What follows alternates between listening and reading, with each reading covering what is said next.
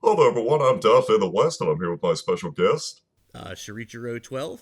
And Today we are doing a little interview in celebration of our 10,000 subs. So first off, I just want to go ahead and ask. The big question I think everyone wants to know is how we actually first met. So when we first met, it was actually on a thread that I had posted on the Voice Acting Alliance website that's actually Yep. no longer available nowadays. But you came out of like fucking nowhere and gave like the best audition with the best mic quality that I had heard at the time. I was really blown away. I am here to impress. And like immediately after that, it was so cool because we then got to meet up at KitsuneCon, which was actually our very first panel. Yeah, the whole thing kind of like rolled uphill all at one time. Like I started talking to you, and like a month or so later, it was like, "Yeah, we're doing this convention. You want to go?" I was like, "What the fuck, man?" And I think that you mentioned at the very beginning that you had theater experience beforehand. Could you tell us a little bit about that? Oh yeah. Well, the so way back in high school in 1854, uh, I had gotten with a new group of friends, and they were heavy into theater, and I was just kind of like really shy in high school, and uh, but I could always make people laugh, so I tried out for local community theater and got a couple roles in that, which I was kind of surprised about, but really liked that, and kind of just took off from there. And how long have you been voice acting? Voice acting, I actually had however long episode 6 of Rosario Vampire has been out. That's getting close to 7 years now, I think. Oh wow, so that was like your first role. I had a couple of like small things right around that time, but I'd have to go back and like timestamp anything I had in like the front end of what I did, but it was all around like the same 3 month period. Okay, so you're coming up on the. I think that we just passed your 6 year anniversary then, because I believe KitsuneCon was in 2013. Yeah, and Rosario Vampire episode 6 has been up for at least 6 years. Yeah. Okay. Yep. So, what are some of your personal hobbies? Personal hobbies? Well, I have way too many devices I have emulated classic video games on. Everything from Commodore and Atari through NES all the way up through like PlayStation 2. Handhelds, large screen TVs. I always have to like go and play like the same video games on like almost everything. Shout out to Super Castlevania 4. I've beaten that device or that game now on like 22 different devices. I have just ripped that game apart. I haven't tried speedrunning yet, but that might be the only goal left to do. I read a whole lot of horror manga. I have a whole lot of Junji Ito. That sounds incredibly millennial of me, but I've been doing it for 20 years. I uh, I can't think of the other names off the top of my head, but like if it's got obscene weird stuff that happens at the end of weird creepy things, I'm totally into it. I don't like American horror movies with jump scares. I like the slow burn kind of at the end of your seat. Everything's just gonna like go to hell, and you know it's coming, but you don't know from where. The only reason you know it's coming at all is the runtime is slowly coming to an end. Right. Yeah, and I actually remember, I was sorry to cut you off, but with the emulation, when we went to KitsuneCon playing Double Dragons on that. Yeah, yeah. Oh my god, I had that going on my Wii at the time because that was the easiest thing to like transport from one place to another. Yeah. And then trying to find some way to like hook it up to like a hotel television is always fun. It's like, here, hold this giant old tube television in your arms. It's only about 35 pounds while I try to find a jack in the back of this thing that's compatible. But I promise Double Dragon and Battletoads when you're done with it. Hey, I had a lot of fun. Oh yeah. And like you're just like playing like Double Dragon while I'm like passing out on the couch. Oh no, it was great because I think that when we first played it, we tried doing a spoof of Game Grumps because I think that was first coming out. There were Um, definitely Let's Plays. I don't know if it might have been older than that. I think that like Jontron had just barely left, and so I'm not sure if that was like after a year or so. But I remember Newman Productions and I were trying to do like a spoof of it while you recorded, and so like the entire recording just had your snore. Oh yeah, I remember like waking up a little bit and like you and Newman were just like sitting there on the end of the bed just like yelling at shit. Oh man. Okay. Like that apparently like that wasn't a dream curse that happened. That was Oh real. no, no, that was real. Along with us getting mugged in the apartment. Hotel room. Okay, so what was the first anime you ever watched? Okay, hey, there's a question.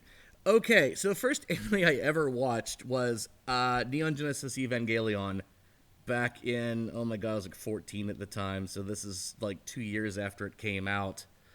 This is when you still got tapes in the mail, when you had to like order stuff that was just like sub from some weird guy in his basement, and he'd just like send out purple tapes to you in like boxes via the mail carrier. But Evangelion, that you think of that now, and it's just kind of like, well, everyone's used to that kind of thing. But at the time, it was like kind of make or break. You showed somebody that series, and I mean, like, either you were in for anime forever, or that was just like, no, I'm not doing this ever again. Yeah. That was just too weird. Right after that, probably watched Dragon Ball, did a lot of that, and just kind of went from there. Cool. Yeah, when it comes to, getting videotapes from people in their basements, I remember that was really popular with people in my area with, the actual adults watching anime. None of the kids did in Utah, but it was the Shiggy Mm-hmm. Yugi that people would order the VHS for. And that entire series was stupidly expensive when that was first coming out. So what was the first manga that you ever read? First manga I ever read, I had to think back because like the only manga that was available when I started was like you went into like Walden Books and they didn't even have a manga section at the time. You had to go into the like mostly like the young adult section, which was more like the young girls section, and just find like whatever they had put together there.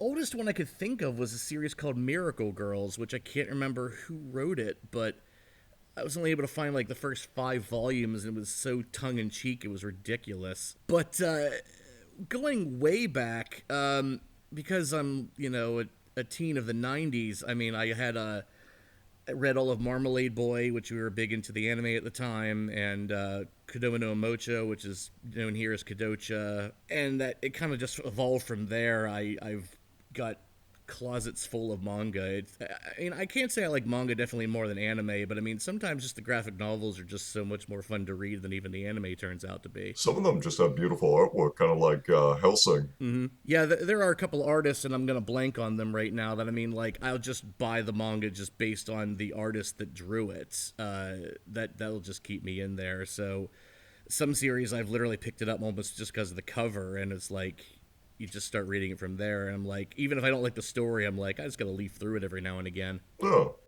So then, with that being said, all-time favorite anime and manga.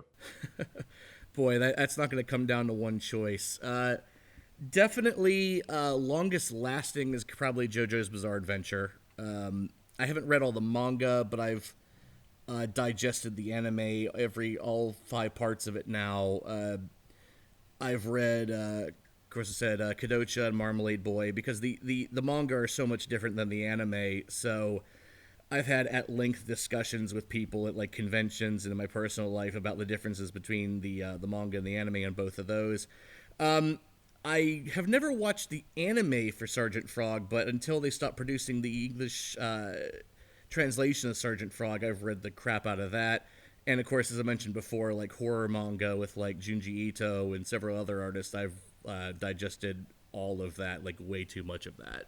Okay, so that's pretty cool. So you said that your favorite kind of genre is horror related. So if that's the case, favorite movie? Favorite movie? Let's see here. Anything by Wes Anderson, I've become a big fan of. I have to give shout out to Star Wars because of the Imperial tattoo I've got on my right arm. Certainly anything. I don't know why. I just love the goofiness of Emperor Palpatine. It just makes me hysterically laugh every time I see him. It's so over the top. Every Halloween, though it doesn't have to be Halloween, we end up seeing the Rocky Horror Picture Show with a live cast and a shadow cast. I mean, and taking a real liking for Edgar Wright's Scott Pilgrim versus the World. I never actually read the manga nor played the game, but there's something about that film. It's like perfect in every way from beginning to end. It's like just intricate, and the soundtrack, all the characters, it's just freaking awesome. Remember, kids, being vegan makes you a Super Saiyan. Absolutely.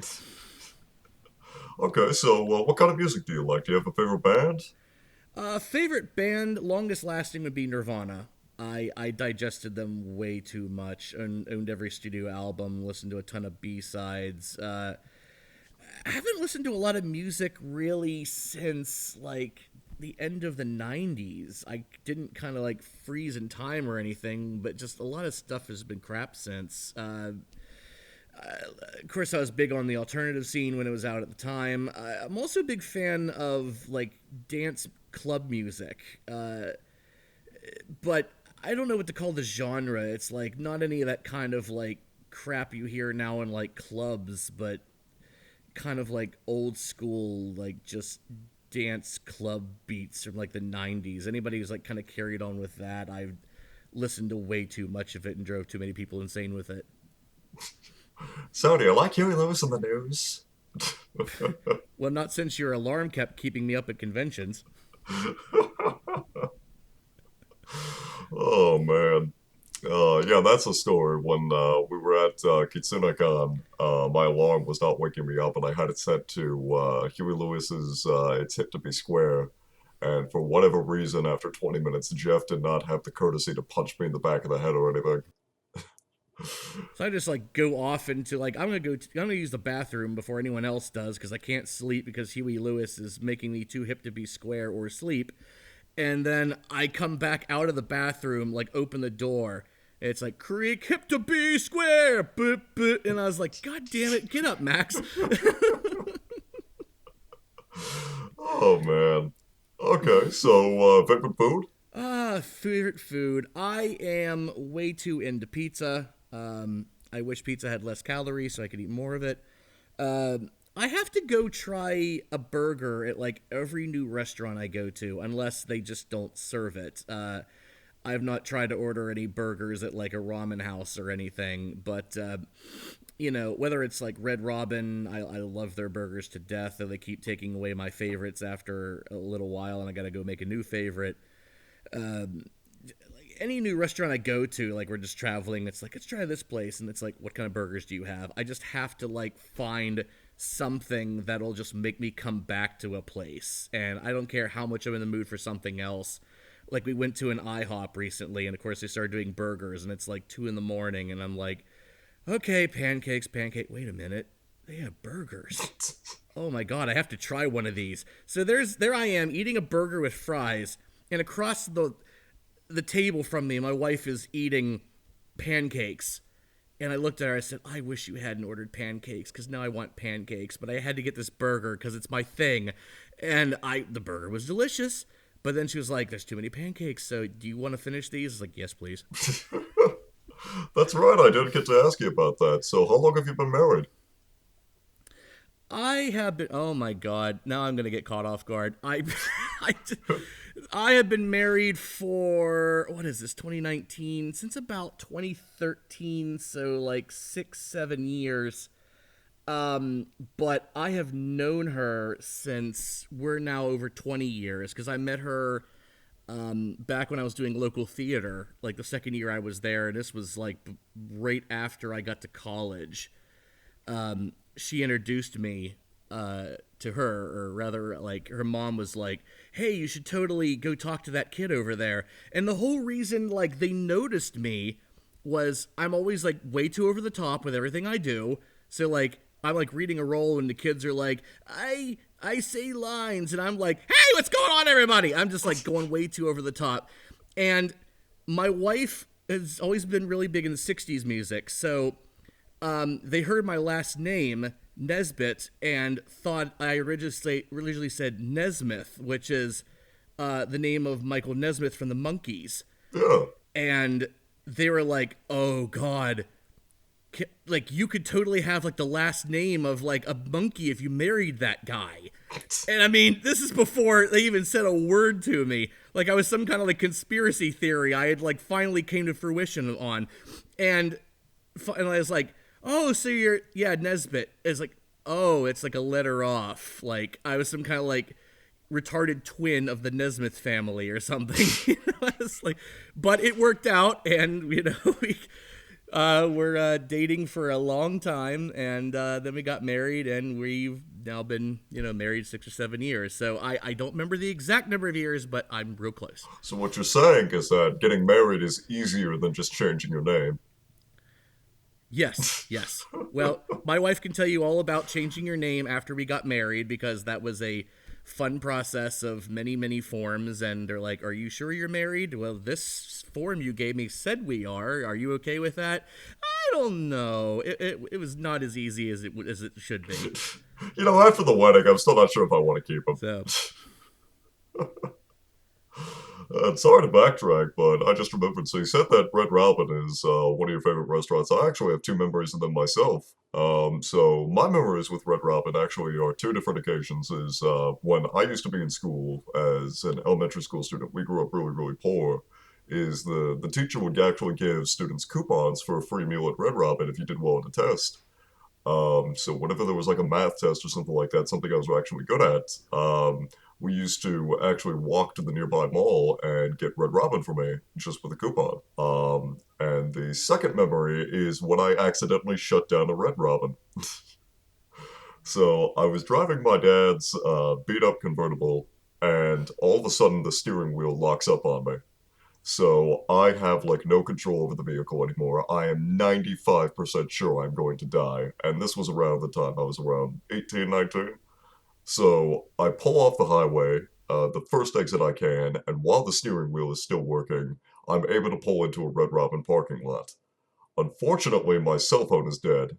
And so what ends up happening is I go inside, I ask to use their phone, I call, friends and all that. I'm just like, hey, so I'm trapped here. The car is unsafe to drive. Can you get me a tow truck? And everyone at the Red Robin is being super, super cool. Like they're, throwing free drinks at me and stuff like that. They're making sure I'm okay, letting me sit inside the restaurant. Wouldn't even accept a tip or anything like that. And finally, when the tow truck driver arrives, he takes a look underneath the car and he's just like, no, I need to call the fire department because it looks like the car is actually leaking gasoline. uh-huh. So it is against the law for him to take it.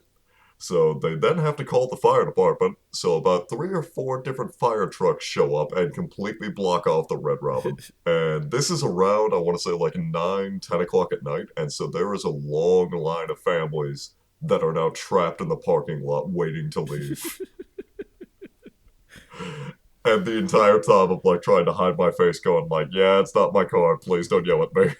Our I thought I was going to die. our food was delicious, but we didn't pay for a show. May we leave now? Yeah, exactly. And I felt Uh, I felt awful just because at the very end, the manager ended up coming up and gave me like a business card with his autograph on the back and was just like, "Hey, so the next time you're at a Red Robin, like your meal is just comped.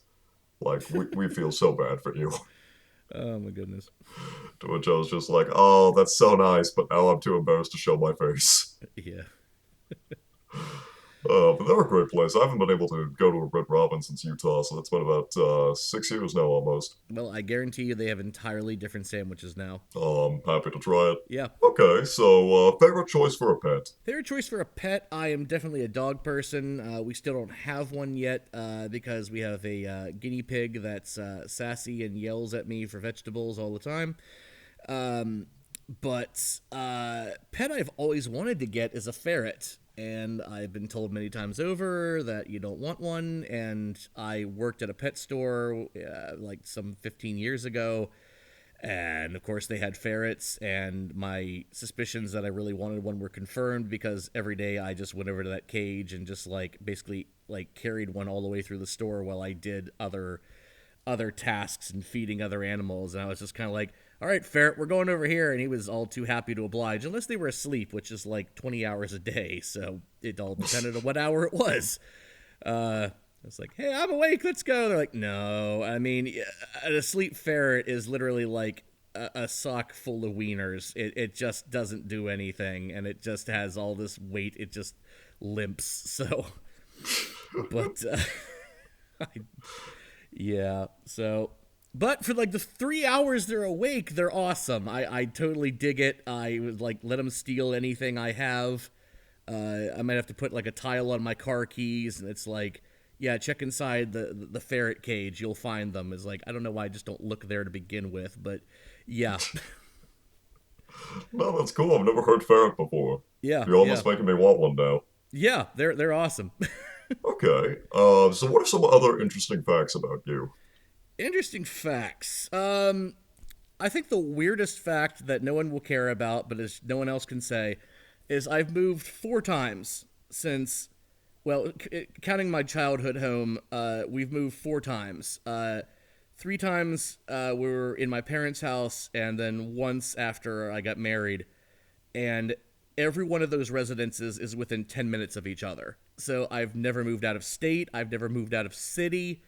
And it isn't necessarily that I need to like stay inside of this city, but it's just always somewhere to go within it. And a lot of my family's around here. So, most people are like, oh, I picked up everything and left, or, we moved, 3 states over, or whatever. It's always been right in this place.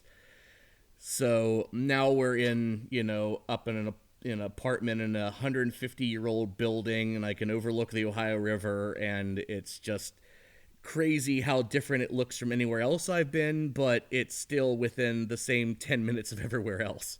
Yeah. Okay, that's cool. Do you have a favorite drink of choice? It could be alcoholic or non.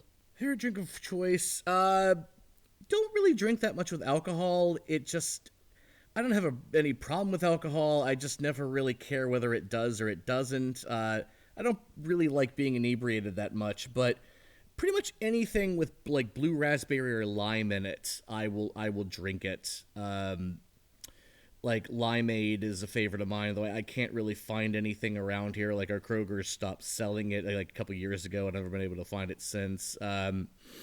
Usually anytime I stop at like a Sonic, which isn't around where I live, but we'll like travel into Pennsylvania, they'll have a Sonic there. We'll just stop like specifically for like a blue raspberry slushy, which I always get brain freeze.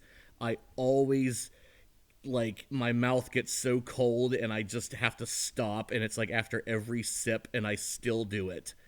And recently they put like Nerds candy in them optionally, and it becomes the weirdest impossible drink with a straw because all the nerds just like accumulate right under your straw. It could be a mile wide. There'll still be enough nerds at the bottom of that straw to completely make sure you can't drink anything through that thing. So it becomes impossible, and now you're having brain freeze, and it sounds like the worst case scenario. You would never want it again. I will still go get it the next time I'm there. Okay. Um, so I know that we kind of talked about how like you got into voice acting for Rosario, but is there anything that kind of attracted you to abridging?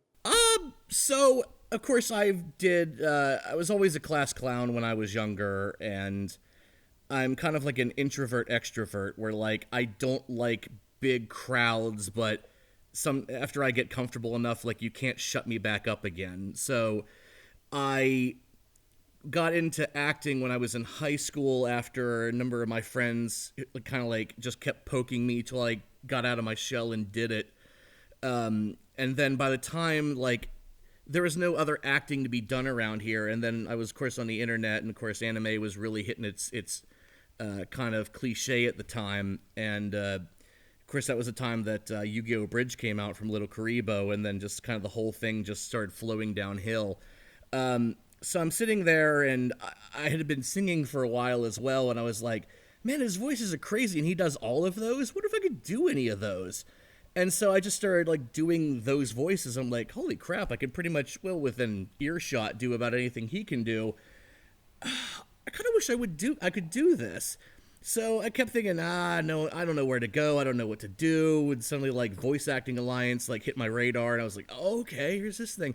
But I need a mic. And then, like, Masako X from Dragon Ball Z Abridged started talking about what microphones he used. So I bought one of his suggestions and started recording. And then, it was probably about a month later, I ended up coming across the audition for Geen from Rosario Vampire, and pretty much the rest is history. Nice. Okay. So I mean, you have told me a couple of times before that you're kind of famous for being able to do any voice, so long as you're kind of given a week. So what is your favorite voice to do? Well, I would probably have to make a shout out to Geen. It's funny because I didn't know until I started doing the voice that it was so easy for me to do. So often, like, me and my wife will be in public and something will happen, and I'll just be kind of like, "Oh my god, check out this thing," and I know I'm gonna say it before I do it. It's not like every time I scream now, like I just come across like, "Hey, that thing's really cool," and I'm just kind of like, "Oh my god, look at that thing!" Like, it's just automatic. But like whenever my voice starts to hit a certain register, it's automatic because it's just me being nasal. It's not like I have to come up with this voice, so it just comes out whenever it needs to. Um, but we get on like kind of tangents doing celebrities every now and again. Like, I can always make my wife laugh by doing Christopher Walken at any time. We watch a whole lot of stuff with Jeff Goldblum, so it will be for hours afterward. It's just going to be like Jeff Goldblum time. So everything's just kind of like, well, yes. It's like, honey, do you want eggs this morning? It just becomes this. And then it's just kind of like, oh, you sure you want eggs, Christopher Walken? It's like, oh, wow. I want some eggs now. It's just like, this is the worst impression ever. But I mean, it's just all the time with this. So I mean, I'm just like constantly practicing and I'm not trying to. And it's just like, eggs? Geen, do you want eggs? I want Scooty. This happens around my apartment. I mean, it's like, you think Rosario Vampire just kind of lives and dies by the time frames in the videos. No, it keeps going on. Now what I really, really want is for you to do like a video log, just like hanging out with your wife, and it's just like how many times does Keen appear, where it's just like, hey guys, I'm Jeff. Oh no, look at the baby. I mean, it was like about a week or so ago. We went to Kennywood Park in Pittsburgh, Pennsylvania, and we're just like walking around, and suddenly like a parade comes through for like the autumn parade festival thing they have, and we just like turn a corner, and there's all these people coming for it. It's like, oh no, what's this going on now? And I mean, I just shift into it automatically. And she literally replies to me, not even using my real name. She's just like, Geen, is this going to be an issue? Well, I don't know. We can always go this way instead. It's. Do you want to get some popcorn? I would love some popcorn. I love the fact that Geen is now like your unofficial pet name Oh outside yeah, of the yeah. internet. Oh yeah. Oh, that makes me smile. Yeah. Okay, so how did you come up with your screen name? The screen name comes from two parts. The not interesting part is 12 is my birth date, my lucky number, which I found out was my lucky number by playing my birthday at like local church bazaars, and then it kept winning. So I was like, well, I know it sounds superficial, but I'm making it my lucky number. And Shuichiro comes out of the Wish manga that was written by Studio Clamp. And, of course, they've done, like, Wish, Digicarrot, Cardcaptor Sakura, which I was never much of a big Clamp fan, but I read and digested Wish, like, 50 times, and then I kind of needed an online Persona name, like, right about the same time, and there's the main character was named Shuichiro, and I just loved the name, so I just kind of stole it. Okay. Mm-hmm. So walk us through your creative process a little bit. Like, I know it's a little bit different for like Josh with its like editing and voice acting, but like, how do you Mm-hmm. prepare yourself when you're about to record? Well, the one thing I kind of wish I'd always remembered early on is that like there's a slight difference, and I've read this from like interviews with like Richard Horvath and Rob Paulson, where there's a little bit of a difference between acting and voice acting because it's real simple when you're just doing like straight acting, like stage acting. You go out there on a stage and you kind of see this person in front of you and you have all the objects around you. You may have some props. and you're kind of just reenacting life in whatever form it's supposed to be, whether it's over the top or serious or whatnot.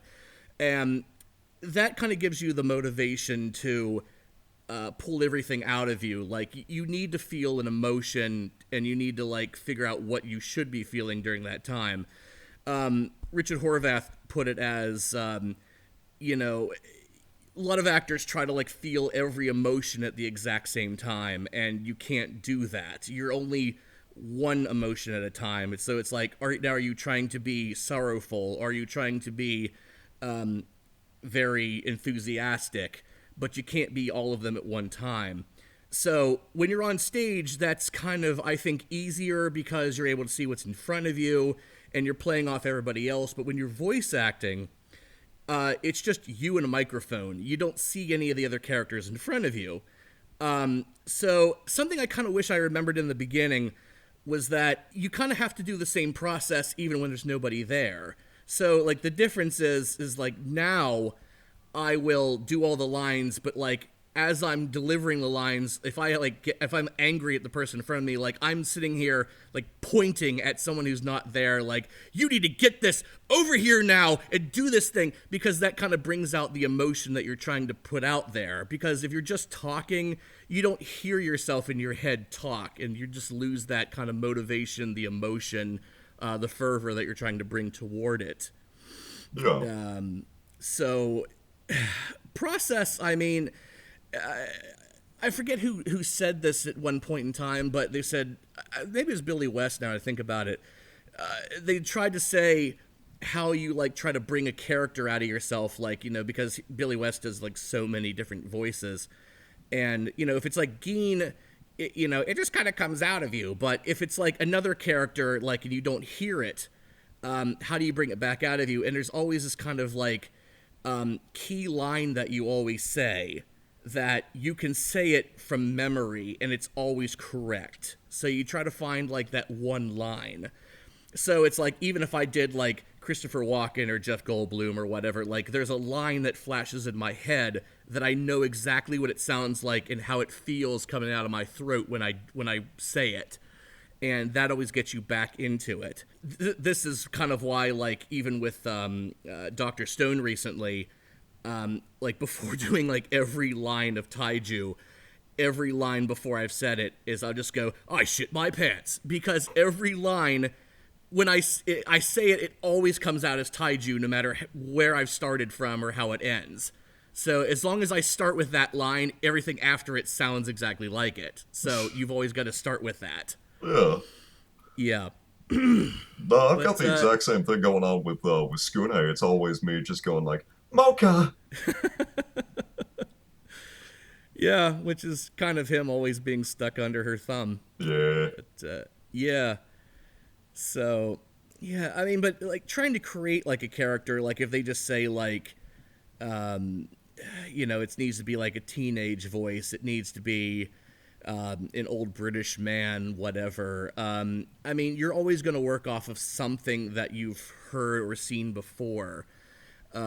So you're not getting specific unless, you know, the director might ask for it later. Like, you know, if it's like you need old British guys, like, do you want it Cockney? Do you need it like very British? Do you need it like young British? I mean, it's going to be based off of something you know. And if you're thinking of trying to do something and get it out there, it's really easier to just work off something you know, because it's going to sound authentic and you have something to base it on. But the more important thing is just to do it, because if you keep questioning what it's going to sound like and it's going to be wrong, you're just not going to do it, and it's never going to sound authentic. Right. Okay. So with that being said, what is your all-time favorite video that you've been a part of? I think that's, well, actually, this is two answers now I think about it. Favorite is probably always going to be Rosario Vampire 6, because it was the first one I did. It was the first one I did for a studio. It was the first time meeting up with you. And I had really wanted to get into this voice acting thing, and then I did it. It was on a channel. It was getting views. It was getting opinions and critiques. And I finally kind of felt that I was actually doing something. And, of course, we went to Wisconsin for the convention, as we were talking about earlier. and did that panel there. And I mean, I've only got like 2 pictures of that actual panel room, but I look back at it and I just have to smile because it was kind of like actually doing something I had set out to wanted to do and was lucky enough to be able to have that situation. Ironically, though, one of my other favorites is one that almost nobody has seen by the view count compared to everything else is the Go-Go 13 parody. Yep. Because it's just you doing Go-Go, but every other voice is all me. So, you could look at it like, well, of course he likes that one. He was everybody. But I mean, it was just like sitting there coming up with a different voice for every character. And it's like, okay, clergy guy, oh no, the queen will be here soon. It's like, and it's Roman, so that's just generic Roman guy voice. And the woman was just based off of Little Karibo's impression of Taya Gardner from the Yu-Gi-Oh! So it's like, oh, you have a lot of scars, you must be dangerous. It's like, it's just coming up with shit off the top of my head, and it all got thrown into one video, and it's still there. Yeah. So, Oh, I love that video. Yeah. It's just like me it's like kind of what our calls end up being. It's just me talking at you, just different voices falling out of my ass every now and again, and just you record them, put lip sync on it, and throw it up there. The next episode of Rosario Vampire Bridge is just this podcast. Yes. It's got a little geen in it. It'll pass. Yeah. No problem. All right. So, do you have any dream projects that you would ever want to be a part of, or maybe even create? Well, not specifically. I don't have a whole lot of, like, sure, I'm an extrovert, but I don't have a whole lot of, like, creative, like, necessarily projects that I've thought of doing. Like, my main thing was just getting into voice acting, which, I mean, we've gotten this far, and I just kind of am a whore for just doing that. So I just kind of keep throwing auditions out there and just picking up different things. And there's been a ton of projects that I've recorded stuff for that have never actually happened. Still getting emails from like one director who's had a project going on now for, I think it's going on 4 years, and it's like never gotten beyond like act 1 of this long kind of visual novel thing that he's doing.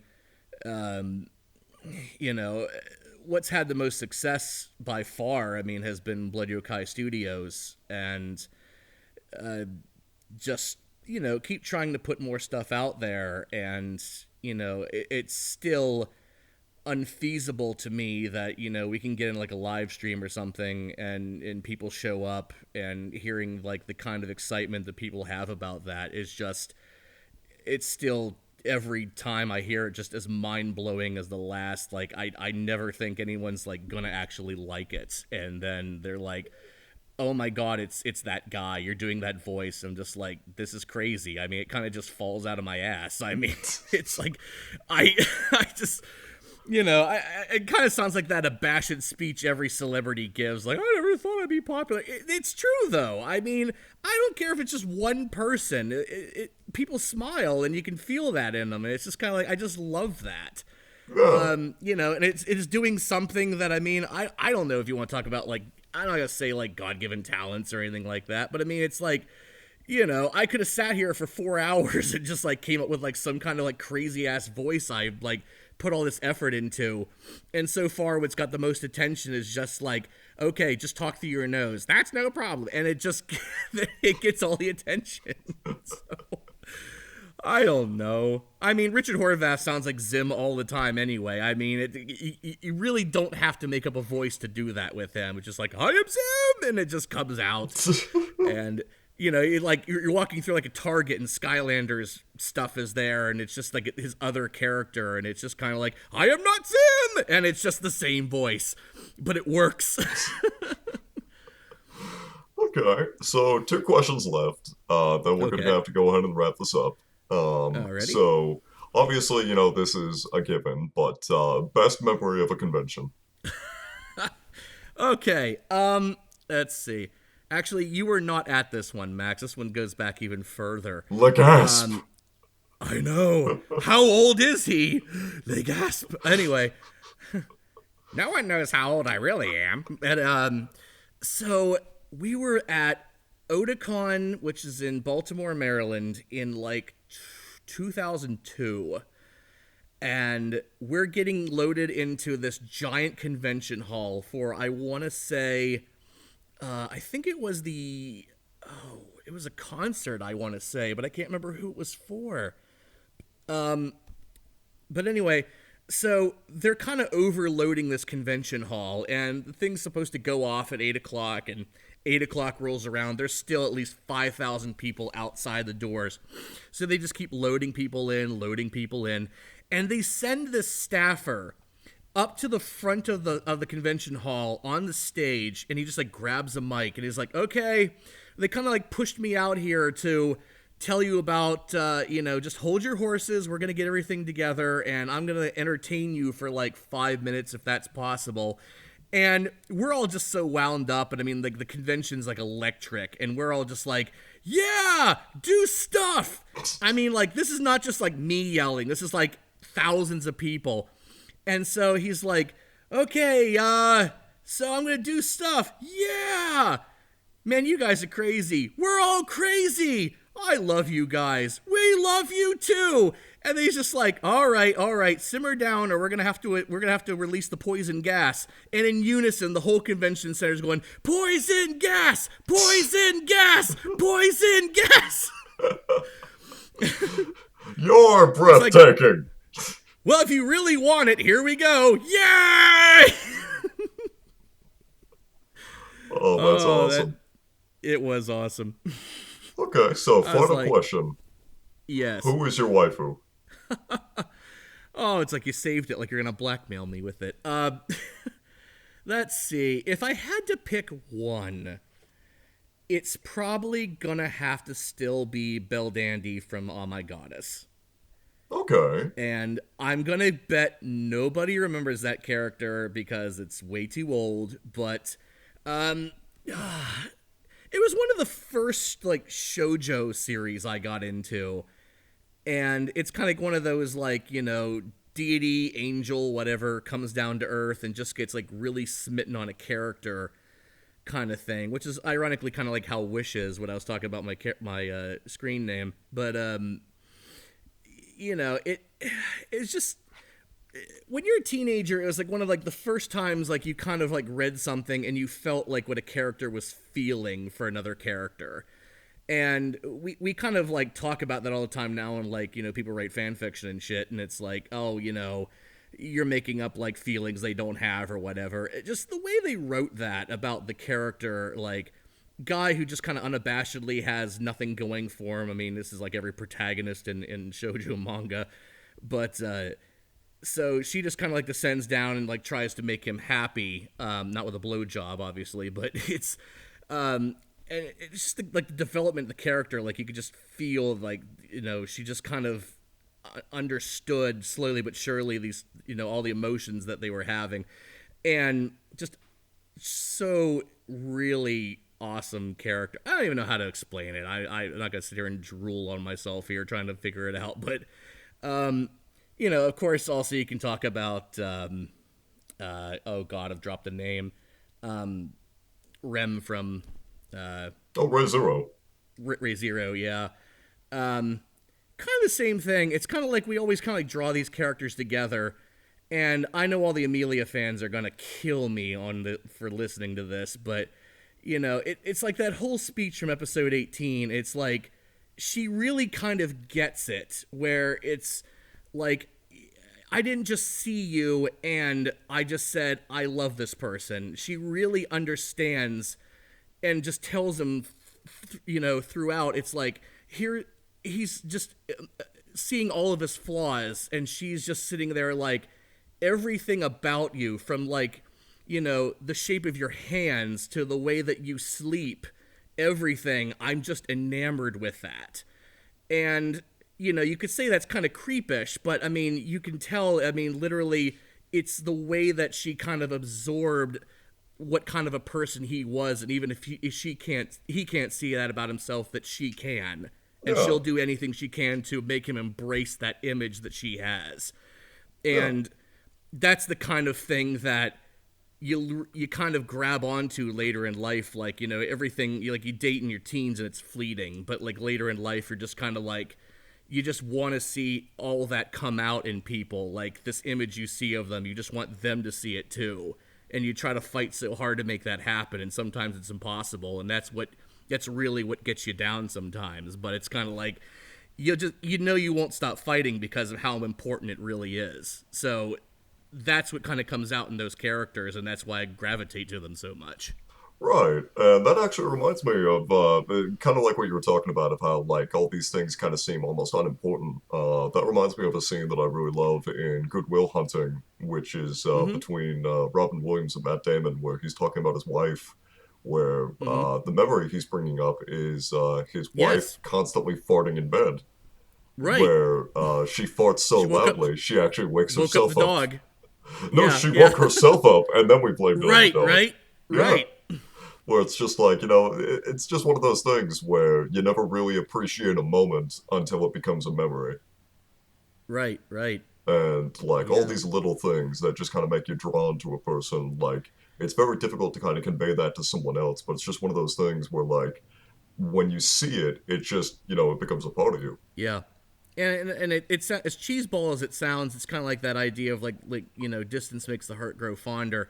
Like that doesn't make a whole lot of sense, because I mean it's been parodied to death. It's like, oh, you love this toothbrush, it's like, throw it away, you'll want it later or something. But it's kind of like when you're with someone, you see like all the flaws you have, all the flaws they have, and you're embarrassed to like do things the wrong way or whatever. Oh, I'm gonna fuck this up or whatever.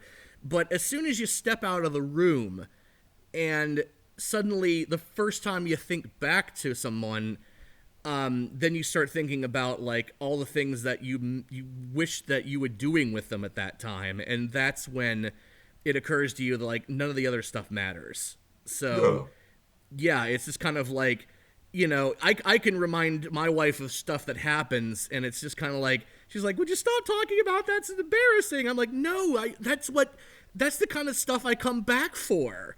And it's like, don't, no, never stop doing that.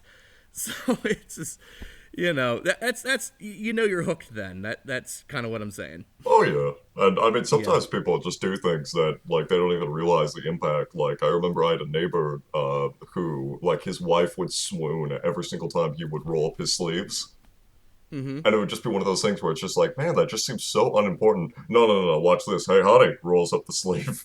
Yeah. Don't do that. I'm bringing in the groceries.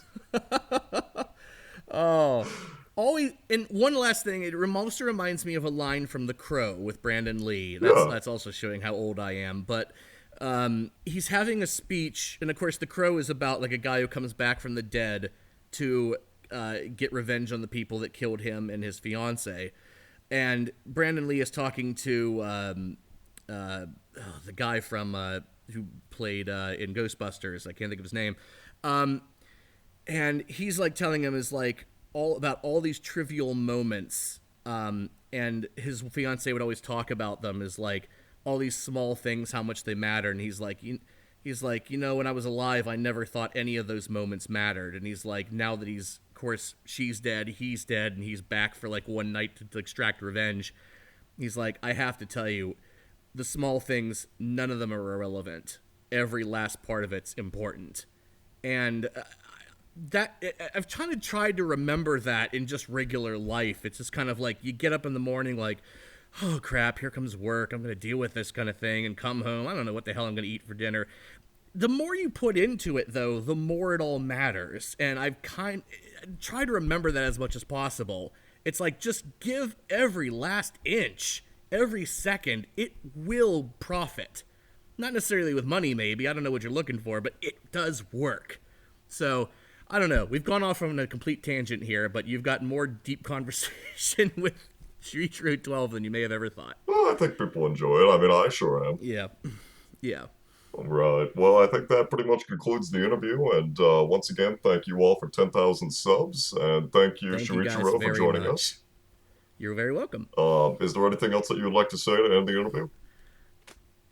My butthole doesn't have enough things shoved into it. Oh, and here I thought you were going to make a call to action to kidnap Skune. Oh, that's a possibility? Oh no. Okay. Now we're drawing up the plans. Who's with me? We need to go to Texas. The one with the dreamy eyes gets dropped in the burlap sack.